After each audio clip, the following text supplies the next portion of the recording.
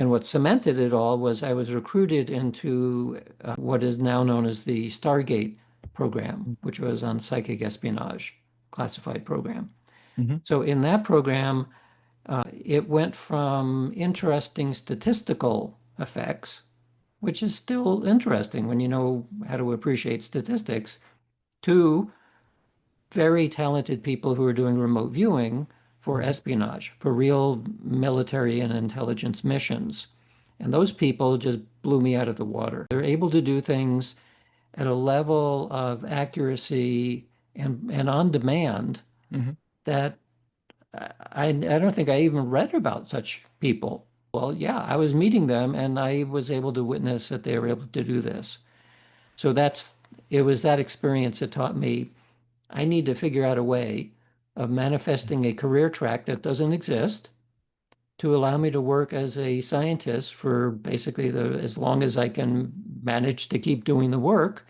Hmm. And so here I am some 40 years later, and I've been employed full time as a scientist looking into these kinds of phenomena. What was it like for you to be in sessions and share with people your research and them saying, "Oh, well, that doesn't exist," and yet you have a direct experience of knowing that it does exist? How do you navigate worlds such as that? Yeah, that's a very good question. Well, so one of the things I've noticed in speaking to technical audiences in particular, the general population already is on board. Mhm. Technical audiences have a kind of a social contract, and you see this in both in academia and in industry, that you don't talk about this stuff. You don't talk about your experiences. If it's a private forum, or especially a one-on-one private, then I get here's psychic stories from everybody Mhm. constantly.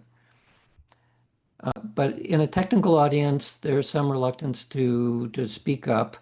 And there's always about 20 to 30% who are just crazy skeptical. But that leaves 70% typically that are completely on board. Mhm. But that's the majority of the audience, even in technical environments and in the military and in industry and everywhere. So I'm talking to the mainstream and they will be vocal about it.